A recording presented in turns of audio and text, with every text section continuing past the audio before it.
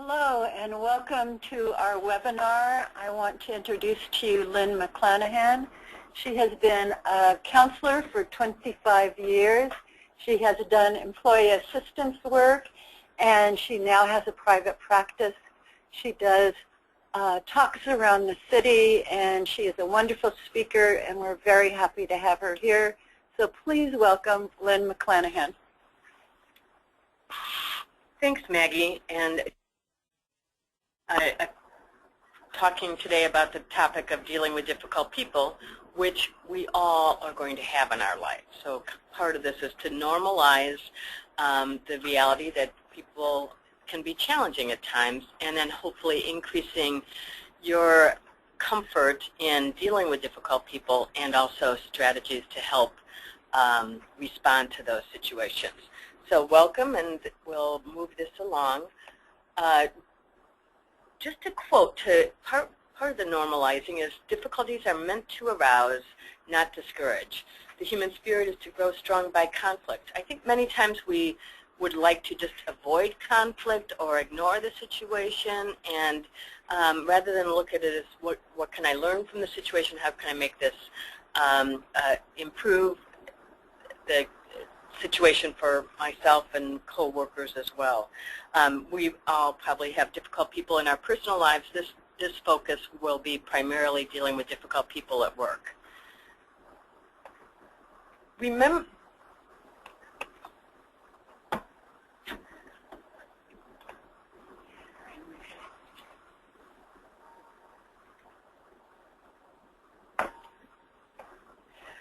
I think it's also good to be realistic in dealing with difficult, when we talk about dealing with difficult people, is the goal is not to change the person or even agree with the person, but more to increase, again, to cope with the situation as effectively as possible, both for yourself and also for other coworkers when it's in group situations.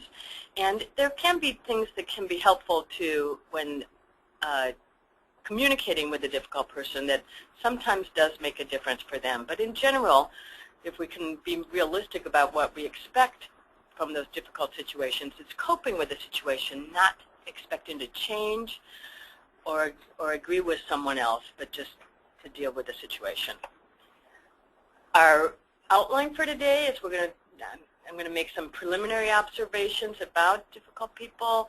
Also, be prepared will be one of the topics of how you can be more able to take care of yourself before or when you're dealing with a difficult person. Remembering the basics, which are listening and communication, and then we're going to review some common difficult communication styles with specific strategies for each, and then talk a bit about self-care as we go along.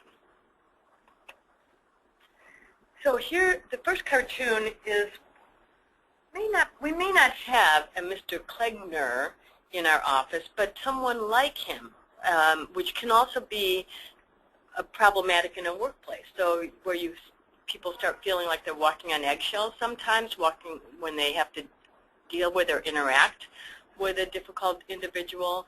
And this, I thought, was just classic cartoon of, yes, what is Mr. Klegner's mood today at 9:45 on a Monday morning, and they've got homicidal. So the other reality is that people can, we're not necessarily consistently an angry person or consistently a complaining person. We can even recognize that people throughout the day can be kind of have some mood changes or from day to day. So so great comment through overhead projector at Ted Nutlin for wearing an ugly tie. So here we have an overreactive person with his mood swings, and we want to kind of deal with these, help address these things rather than kind of just put up with them. So when we talk about difficult people, it's also good to remember that less than 10% of coworkers are really difficult people. For example, people who have chronic difficulties relating to most people in their life. But luckily, because we have, we want our coworkers and our workplace to be a place that's for the most part, even-keeled and people that we get along with. So fortunately, usually only about 10% of workers would be difficult people. However, these people tend to cause over 50% of the stress in a workplace and take the most time for supervisors oftentimes to deal with or address. So that's a reality too. It may be 10% of the population, but they can take a whole lot of time. People also become difficult because of problems in their life outside of work, perhaps, the temperament they were born with, learning over time that their behavior works to both avoid situations that they don't want to be a part of or to get their needs met. So there's a variety of reasons why people can become difficult, as this is discussed. So for starters, I do want to talk about the idea of being prepared. It can be helpful if you know, when we talk about 10% of the workplace, oftentimes we do know a Mr. Klegner in our workplace, or people are accustomed to kind of being careful with certain people that they have, where they expect a difficult interaction with. So, and sometimes we can also be caught off guard or with an unexpected response.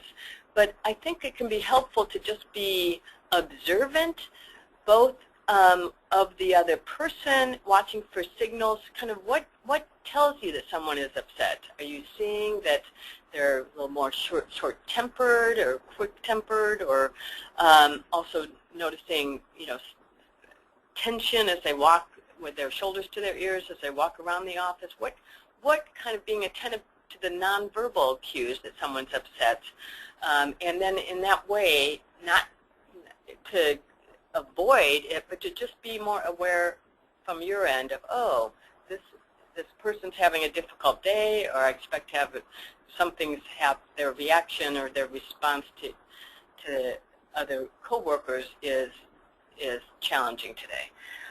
Your signals and your reaction are also important. So, do you notice that your body tenses up? Do you notice that your heart rate increases? Do you notice that you tend to take a different hallway so you can avoid even interacting or crossing paths with that person? And also being aware of what your hot buttons are. Are there, are there certain individuals that will kind of set you off, so to speak, or are there certain comments that you kind of know that you will tend to react to? So kind of just having some self-awareness on your part so that you won't be reactive to that person's reactivity can be helpful for coping with the situation. And when we talk about dealing with self-care with difficult interactions, that starts at this early stage and even certainly after an interaction, a difficult interaction. So, and this is just some general stress management that I think is important in any workplace, to just be more aware and do some things to get through a day more easily for yourself and people that you work with. So breathing is something that we can easily do, but we often tend to not pay attention to that, where we kind of like go through our day kind of maybe even holding our breath, or just not taking those few moments to just breathe, slow down, relax the muscles, be attentive to whether the hands are in fists or the shoulders are up to your ears. Pause and slow down. We kind of can get moving so quickly in a workday that can sometimes feel hard to do, but that can be the most helpful thing to do, especially when we know we're going to have, or sense that we might have a difficult interaction with a coworker, is to slow down and pause a bit. And also remember that anticipation is often more stressful than the actual event. So we can expect that there's going to be a Mr. Klegner that we have to deal with, or Joe's in a bad mood today, or, oh, I have to deal with that customer and I just don't even want to pick up the phone. Whatever it might be, the anticipation is very often worse than the actual event.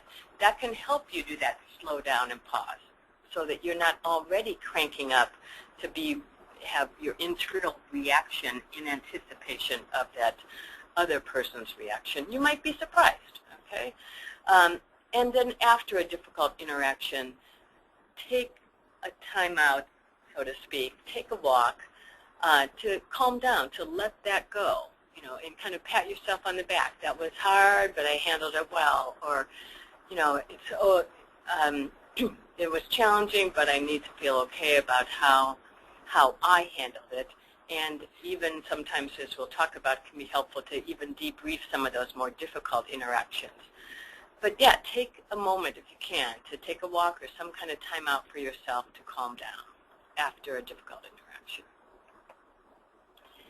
So we're going to talk a little bit about communication and listening as a key component to communication. And we often think that don't give that as much attention, but most communication, our ears pick up less than 20% of the information in a live encounter.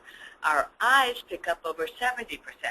People's body language can give a lot of information, and for you to just be more aware and look at how good you are at reading the nonverbal cues of others. So whether that's the rolling eyes, the raised eyebrows, again, the shoulders to the ears, the tightness of the chest or tension in the interaction, kind of what's behind the words. 90% or more of an emotional message is nonverbal. That's a lot. And what nonverbal cues do you project? People can be really surprised to say, "What? I didn't." When they're asked, "You seem angry." Angry? I don't feel angry. Well, you're scowling and you seem very focused. Oh, well, I'm really distracted because the project is due tomorrow and I'm doing some last-minute preparations. So kind of being aware of the nonverbal cues that you might project, and even being aware enough to soften those and at least be not surprised if people are reacting to you as well. This cartoon illustrates that. Here's the problem. Our salesman, Lion John, sold you a system that we can't install without losing money. I propose that you pay us 40% more than we quoted you in the contract, and everyone wins. And then she goes crazy. Her body language says she's thinking about it. So that's an obvious one, perhaps, but yes, we do project nonverbal cues to when our message is given both verbally and nonverbally, and it's important to be aware of that. So listening is important. Even we oftentimes, for many reasons, want to get our next point across or don't slow down enough to listen to what the person is saying. That could be the common barriers to listening is defending. We kind of, if we're feeling attacked, then we immediately switch into the defense mode, or look at who else to pass the buck to. If the blaming, it's not my fault. Mind reading, thinking we know what someone is feeling, and saying that versus just perception checking rather than assuming. Advising is telling someone what they should or shouldn't do. Rehearsing, we can kind of have in our mind, kind of rather than attentively listening to the person across the table from us, be thinking about what we're going to say next, rather than taking the time to really listen and listen to the end. Filtering, kind of like only hearing parts of the message. Being right can be a barrier for sure, that kind of like you hear part of the message and you are all ready to correct or dispute that, and that that I know I'm right kind of message. Judging, tend to judge the person that we're talking with. Dreaming, daydreaming, thinking of something else, and personalizing. That's the other aspect that we can sometimes be take things personally, and then again we're ready to defend or blame especially if we're feeling attacked or confronted. So slowing down, that pause is important to really authentically listen. And the listening messages we all are familiar with too, which it can be just where you ask open-ended questions of wanting to find out more about what the person is saying. That's, in a way, that's a form of pausing also. So you don't have to feel on the spot right away to respond or react, but slow it down enough to say, can you tell me more about what your idea is? Or, so if I'm understanding you correctly, and then you fill in the blank, so that you're just kind of making sure that you're understanding the other person, and it also communicates to them that you are listening. That in itself, of course, is just a general good, important to do just for good communication with anyone in our lives. So be aware of your own listening habits and kind of take time to really hear the other person, even if it's a difficult person, which we'll be talking more about. And it is important to listen to all the way to the end. When you tune out, you miss out. So, yes, if someone is going on with too much detail or longer than you have time for, then it might be that you would interject, saying, we only have 5 minutes left here. Can we get to the project that you're going to talk to me about? Or I think I'm understanding what you're saying to me. So you can kind of interrupt politely or to help the person get to the point, but if as much as possible listening to the person all the way to the end and not daydreaming or thinking of your next vacation or what you're going to do next in the day, but really being present with that person. Listening and multitasking do not work well together. When we do this, we send the message, you're not important. And the multitasking may be, whether you're at face-to-face with the person and you're obviously texting or doing something else, checking your iPhone, that's a message that you're giving them of not really being attentive and not really listening. We do that also if we're on the phone and might be thinking, well, I'll just get some part of this project done while I'm talking with my supervisor or coworker or customer on the phone. And that's something that even if a person's not in front of you, they know, they may be very aware that you are distracted or that you're doing something else while you're talking with them. So being respectful and refraining from that multitasking that can communicate to the individual that you're not important. Effective listening options. Basics are listen to understand. Again, the paraphrasing helps, or the repeating helps. Be present. Ask questions that encourage others to give more detailed answers. Use questions that start with such words or phrases as how, when, where did this happen, then what happened, tell me more about whatever it might be. So this is, we're talking about dealing with difficult people, and here we are spending a lot of time on the listening, but this is spending time on that listening part will help reduce problems down the road. If people oftentimes just want to be heard, and it certainly enhances communication to take the time to do that. So we're going to spend some time now talking about different difficult communication styles and being a little bit more specific on those. So one of the communication styles is the hostile, aggressive bully. And there's 3 different examples of that I'm going to be talking about under that category, which include the sniper, the exploder, and the expert. But just before we even go into that detail, I'm going to do a little polling question and just see how, just yes or no, if you have had what you would identify as a hostile, aggressive bully in your workplace, now or in the recent past. So if you take a moment and let us know if you've dealt with a hostile, aggressive bully. And that can be the personality that can be most challenging, because we can also feel like we do need to defend ourselves, or do feel like we're kind of under attack.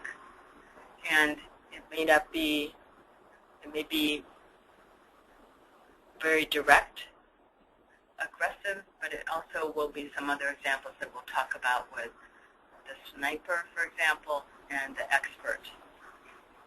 So the polling now, taking a few minutes to just, in your definition of the hostile aggressive bully, if you have a person in your midst that would be that. 90% say yes and 10% say no. 90% say yes and 10% say no. That's a lot of people that have dealt with a hostile aggressive bully. So that can be, again, one of the classic difficult communication styles that is challenging to deal with. So let's take a few minutes talking about who that person is, what it looks like in your midst. So when we talk about, and how to deal with it. So when we talk about sniper, a sniper is sort of more, can be not passive aggressive. We're going to be talking about that soon, but sort of the person that might strike from behind, so to speak, cover criticism with sarcasm and humor in a meeting, and kind of have to prove their right, since it costs them too much to attack openly.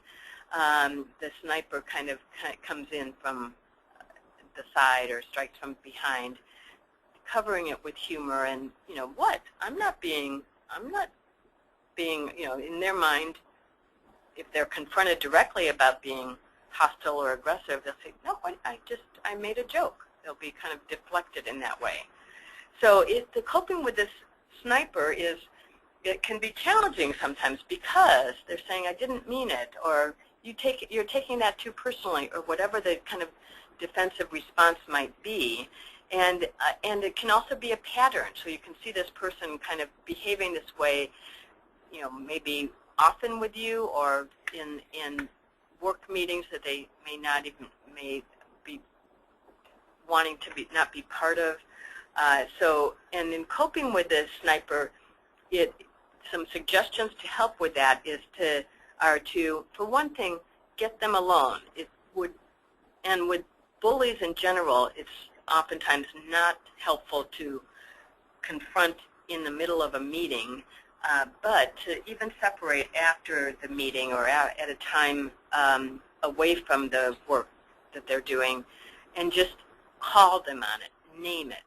Tom, do you remember yesterday when you walked into the lunch table and began saying all those funny things about how I always come in late?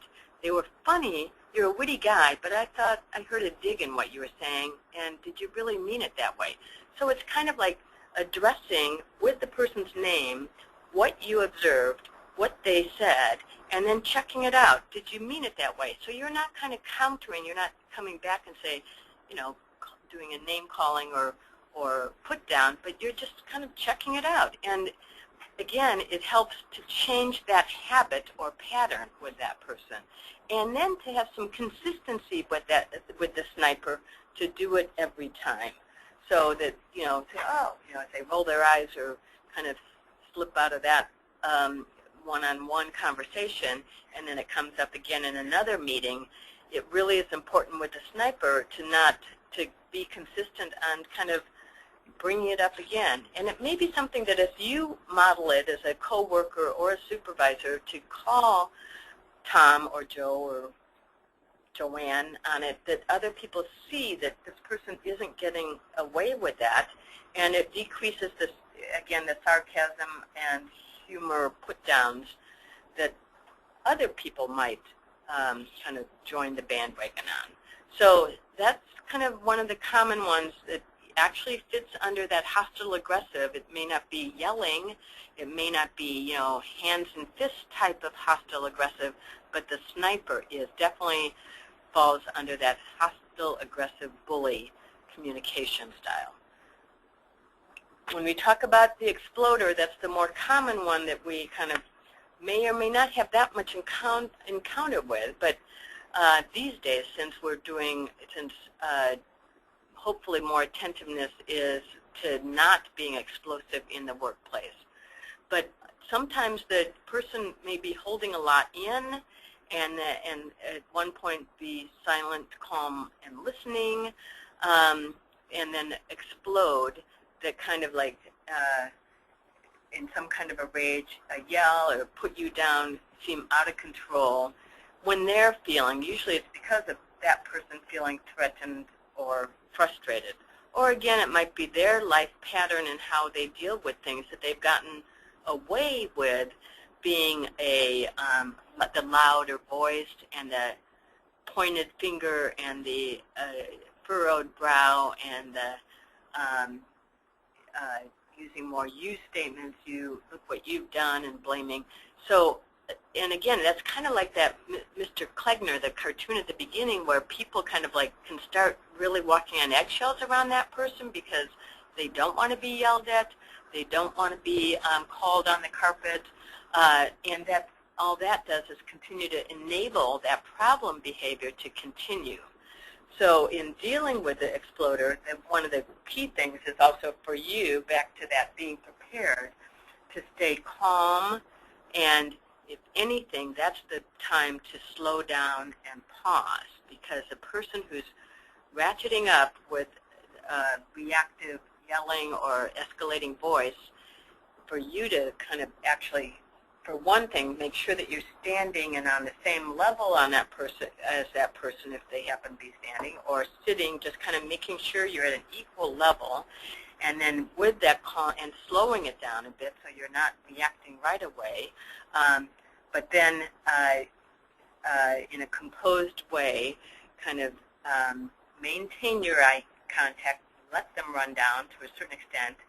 Your listening skills will be helpful, but at that point saying, this is important, a verbal intervention to stop that ranting, to say, I want Tom, we're using Tom today, Tom, I want to hear every word you say, but not this way. Let's go into another room. Come into my office. Let's take a walk, whatever it might be, to have some privacy so that we can talk about this. And then you're wanting to get the facts out about what happened or get some clarification. Again, those open-ended questions. Tell me what it is about this plan that's upsetting to you. And the more, and that, again, that with the exploder, sometimes that if they may feel threatened, so there will be the defensive response no matter how gentle or assertive you are in trying to get more information. They may still be kind of on the defensive, but with you being calm and modeling the slowing down and pausing, it will be reflected with that person having a hard time maintaining any escalation if you're talking in a slower, calmer, but firm voice, and not avoiding the situation, not walking on eggshells around that person. That just continues to reinforce that behavior. So dealing with the exploder, that person who's overtly angry, is challenging, but is important to be, again, address and respond to, including taking care of yourself in that interaction. Another person that falls under the hostile, aggressive, bullying communication style can be the expert. The expert always has the right answer, runs over people with mountains of information or argumentation that to prove that he or she is right and that you are wrong, and almost, yes, overwhelms people with the amount of information that they think they know. And then to the attitude, there's a kind of a put down oftentimes that can come with the expert. Well, let me, I'll explain what really needs to happen here. Or my experience, I can tell you all how it should be done. So it's a harder one to address because there may be some points that are helpful in there, but for the person that thinks they always have the right answer and doesn't allow room for other people to give input or feedback, that can be a problem with the workplace in general, and also people not wanting to be on that individual's team or not feeling like they're a part of the project and can be helpful. So with the expert, it's some ways to address that are to kind of even expand on his or her ideas, sort of not stop them totally, but say, all right, I see that you have some good points on how we might handle this project, but then say, I'd really like to hear from Joanne also, kind of, and this doesn't have to be the supervisor or even the person running the meeting, but even coworkers can say, thanks, Jim or Tom or Joanne, you have good points. I want to also hear what other people think about this.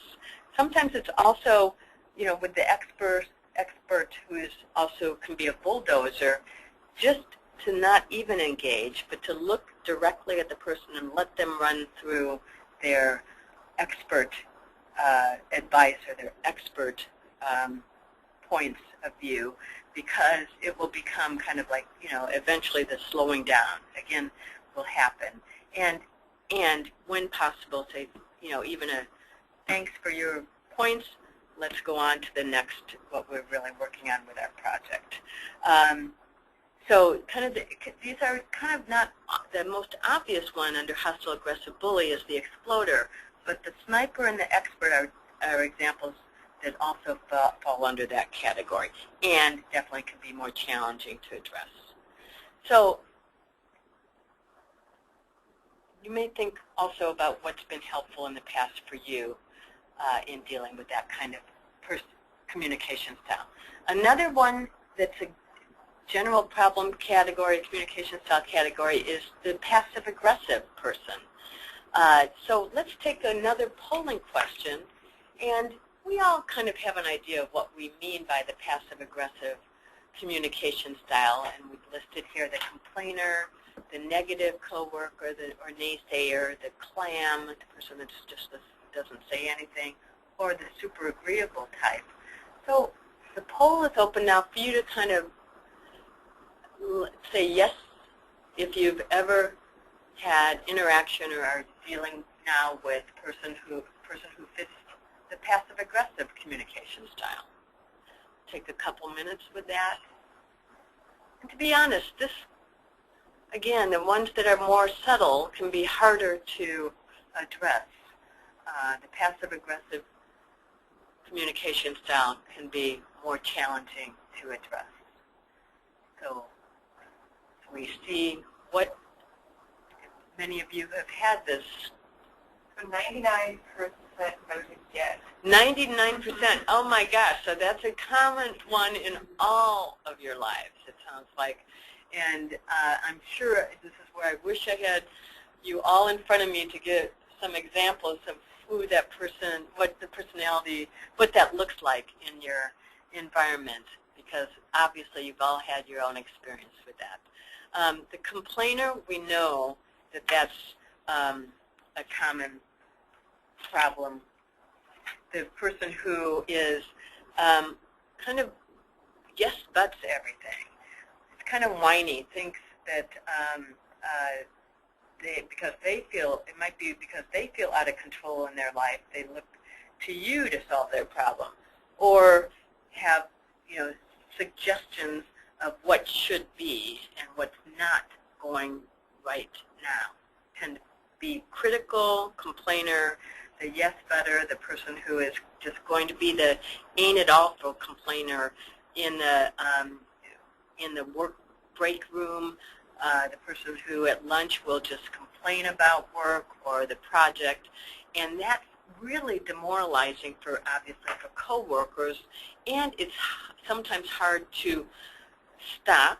It's also hard, what happens is it can be very contagious too, is that if you've got a complainer who's going to yes but and complain about the projects or this or that that's wrong with the workplace, then the rallying of the group to go on that bandwagon also, what started as one person being a complainer then can be a whole group of people who can be the complainer, and that's when, for a work, especially for a workplace, that can be a real problem. So dealing, and very rarely does the complainer have any specific ideas about what things should be or how things could productively be different that they could be part of.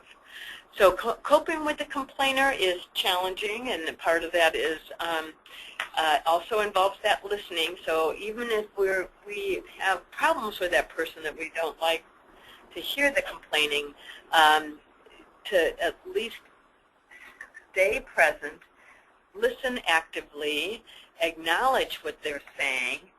You know, you have a point there. Even if there's one small thing that you can agree with, that can be helpful because it stops them from going on and on, so that you can then, more of acknowledging what they're saying and paraphrasing, but not agreeing with their total complaint. Even if they think they're correct, it can add to their having more and more complaints. You also don't have to apologize. It's not going to be helpful to apologize. Well, you know, you have nothing to apologize for, because the complainer will often have you feel on the spot to say it's your fault and you need to fix this. So, and instead ask problem-solving questions of, you know, when does this happen in the work group? When did you notice? What kinds of aspects of this are more helpful to you? What ideas might you have to make this improve? You know, kind of those things that kind of get them off of the downward spiral, and hopefully start trying to shift them into what solutions might they propose. And being specific also with someone to say, you know, if you have some ideas of things that you think could work better, please put those in writing or let me know if you're in a supervisory capacity. Sometimes that kind of can put the person, you know, yes, okay, so my input is going to be listened to, and puts them on the spot to say, quit the complaining and give us some suggestions that could be more productive. If you're successful with a complainer, there's usually not, the complainer won't change, but hopefully at least stop complaining to you and maybe as much to other people. So again, our goal in this is to cope with the situation and hopefully reduce the problem behavior so that it's not, it doesn't become a whole work group problem as well. The negative person is very similar to the complainer. That's a person who is always unhappy, who thinks they have no power over their life. They just kind of will always kind of have the naysayer, again, the yes-butter, the person who's telling you how nothing will work. And so in what the challenge with that one is kind of how, in the same way that, you know, not expecting to change the person, but as much as possible from your end, staying positive and realistic, and staying, you know, it doesn't mean that you need to kind of feed into that negative response on their part. So, you know, kind of giving some counter to their negativity.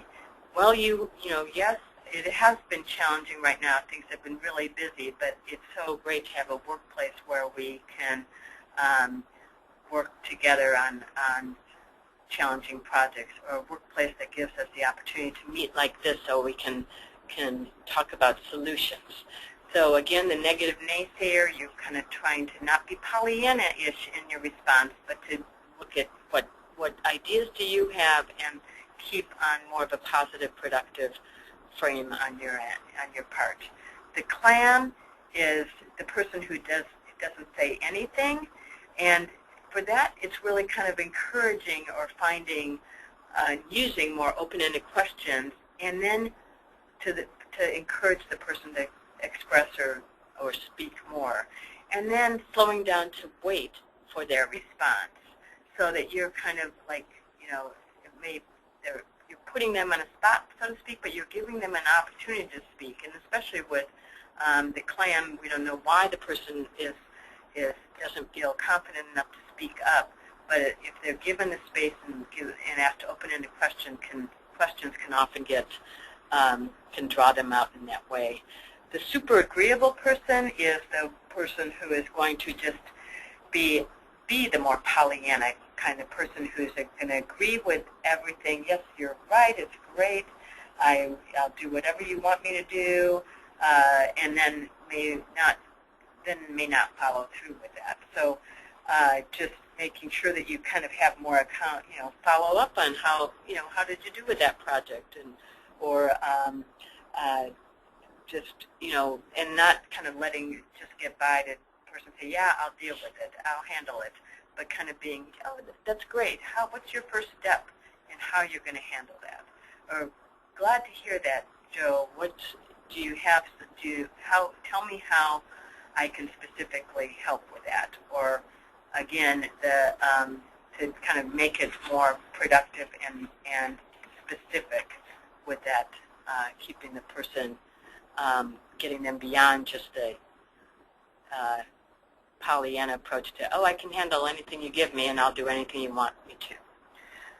Okay, so these are not easy. These are habits, oftentimes communication habits that people have had for a long, long time that are maybe reinforced at work or with friends, and sometimes, and so it becomes that much more difficult to change that around.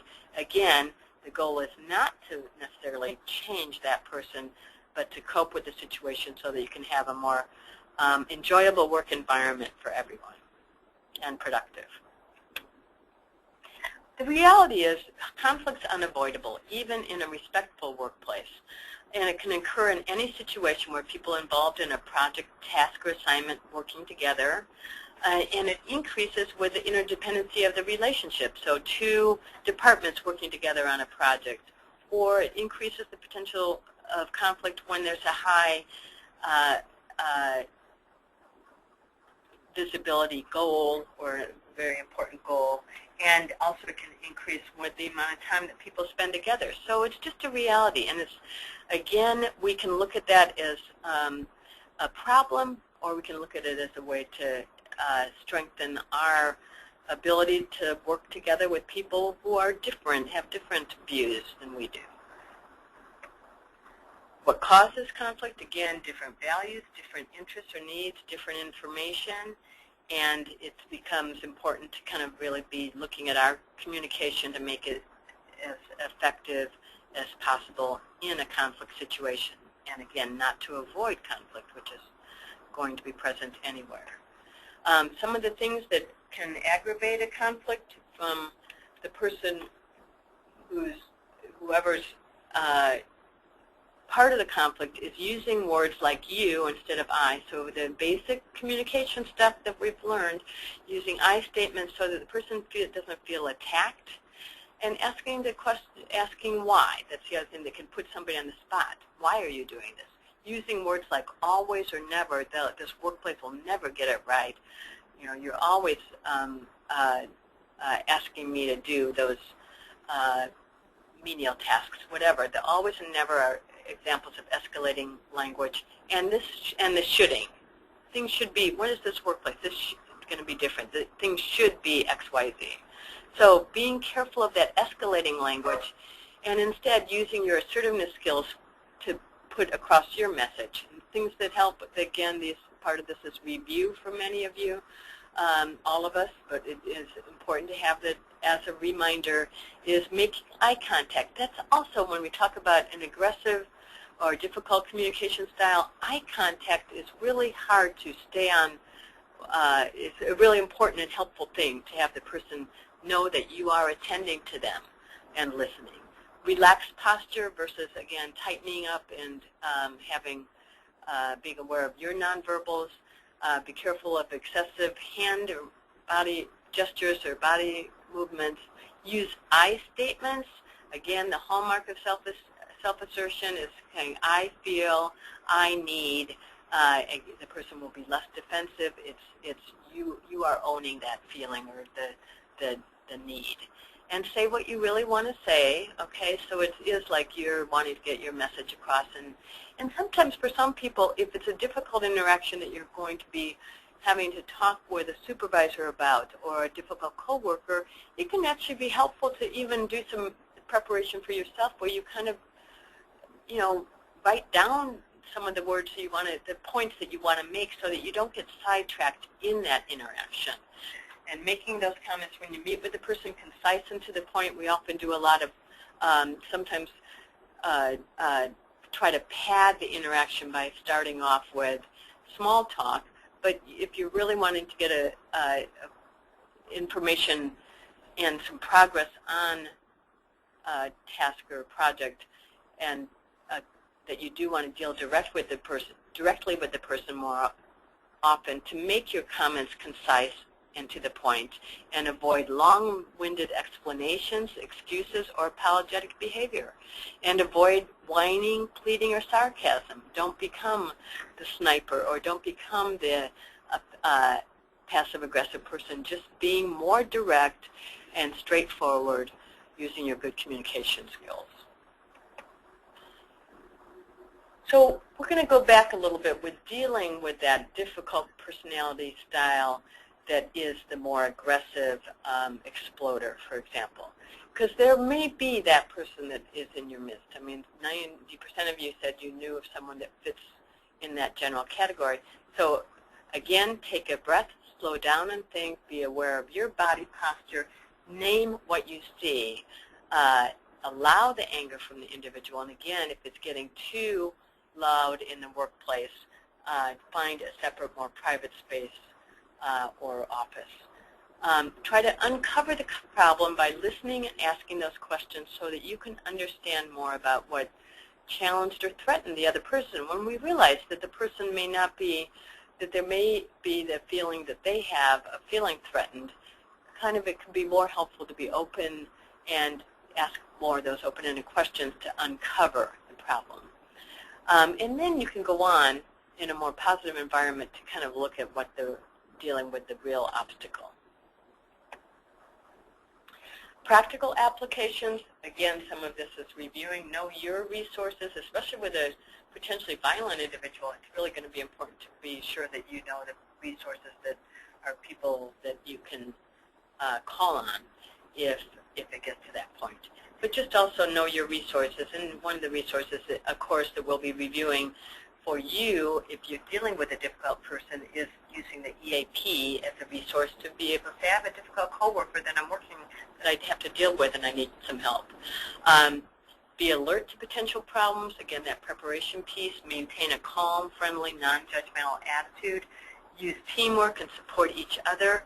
Listen carefully. Assess the situation. Avoid the loud tone. Be firm and clear. Take appropriate action when you understand the problem.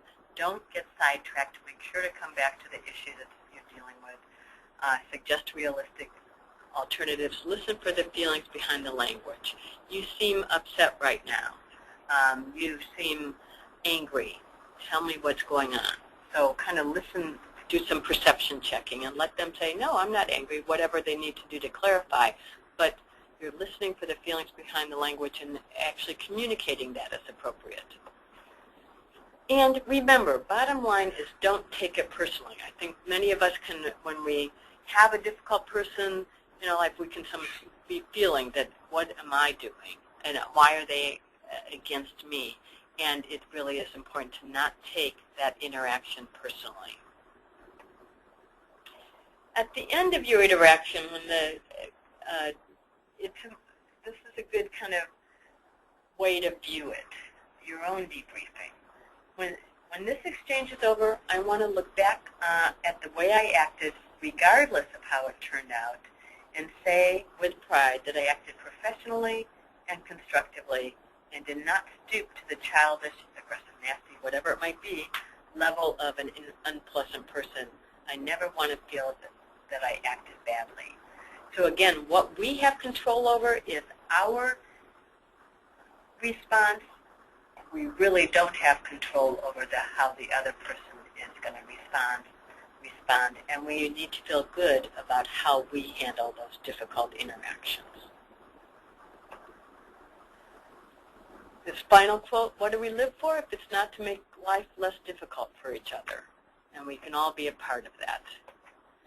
And your employee assistance program through Reliant Behavioral Health is there to help you. And again, this is a resource that can provide both one-on-one problem solving, In person, it is also a phone consultation service if you're dealing with a difficult coworker or a difficult employee and just want some help on, I'm at loose ends, I'm at my wit's end of how to deal with this difficult person with a difficult communication style. So I wish you all the best and a peaceful day with people who are going to be easy to deal with today and the rest of your week. And thanks for coming. Thank you, Lynn. That was wonderful, and we will. And do you have time to answer a couple of questions? Sure. Okay. A few people asked, how do you deal with a difficult personality when that person is above your level, or your supervisor, or your manager? Okay. And that is more because there's a power differential there for sure. And so again, it's the aspect of what there may be some aspects that are not within your control. I think it's really important if that difficult person is your supervisor or manager, for you, again, in your preparation to make sure that you are still able to maintain eye contact and stay calm. It may be a difficult manager that you want to, then you may need that aspect of being able to talk to human resources if it's a difficult manager that is really becoming problematic for you or your coworkers to get even more help with that specific problem person who is your supervisor. And again, this would be the kind of thing that depending, there are so many different situations and types of people that are in a managerial or supervisory role. I would really encourage people to use the EAP to get some consultation around that.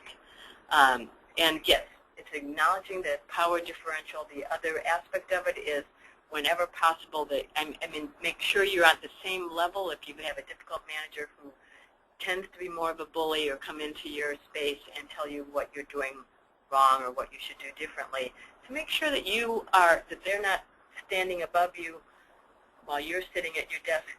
An easy thing to immediately do is just kind of to stand up and just, tell me more. What is it specifically that you want me to do differently, or at least getting it on the same work level, physical work level on that, where you're standing in the same, at least aligned in that way. Okay, there's one more question. What do you recommend for people who fall into the CLAM or super agreeable category when they're dealing with coworkers? Okay, so the CLAM or super agreeable category, with the CLAM, it really is kind of, again, the open-ended questions that help pull the CLAM. If it's a silent treatment, kind of like, again, passive-aggressive, it's the silent bully, basically, the person who is not going to give you any feedback with their arms across their chest, and with that, maybe a glare. So if it's that kind of aggressive response by the CLAM, then definitely read their body language and ask them about it. You seem angry right now. Your arms are across your chest, and you're kind of have a furrowed brow right now. What's going on with you? Tell me more. It seems like I might have offended you. So, naming it, and also using the I statements with the CLAM also is, I'm really wanting to find out more about how you're feeling about this, or I really want to hear from you, Joanne, on what ideas you have. And again, letting the silence linger for a bit. We all can be uncomfortable with silence. And the super agreeable person can be challenging too, and again, try to develop a personal relationship with the individual. So, Charlie, I'm really glad you agreed to do this. What is your plan for how you want to proceed with this? How can I be of help? So the super agreeable person often may have some self-esteem issues. So complimenting that person also, of saying, super agreeable, that's so great, Jim, how you really volunteer for and want to see the positive of the things that we're doing with our team. But I really want to hear more from you of what you think can be helpful or might contribute of what you'd like to see us improve upon.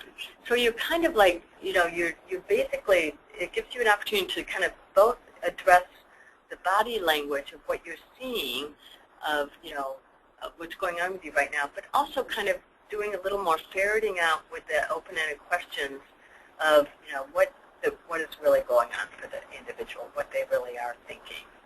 I really want to hear your thoughts. Yes, you say you seem really happy about this and like this project, but yeah, tell me what else you're thinking about it. Are there any things that you are worried about?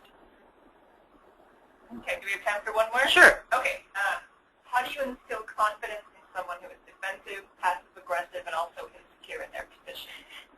Okay, run the list. Yeah, and I would look for, with that person, anything that you can complement and build up. The person with that to instill confidence is finding that, and also if you're in a position where you can give a task or part of an assignment that is doable, that you know is doable for that person, to give them a chance to give them that assignment and then reinforce that they're working hard at it. Even if there's a mistake that's made, you say, we've all made mistakes, but you did such a great job with this aspect of it. And kind of really find those things that are going to help build the person's confidence so they will feel more comfortable speaking up in meetings or contributing or sharing their ideas. It's a slow process because you also don't know what is in the person's personal life, but finding opportunities to help, again, improve their self-esteem by compliments and giving them assignments that they can, if you're in that role, that they can be successful in. Okay, we have one more. Sure.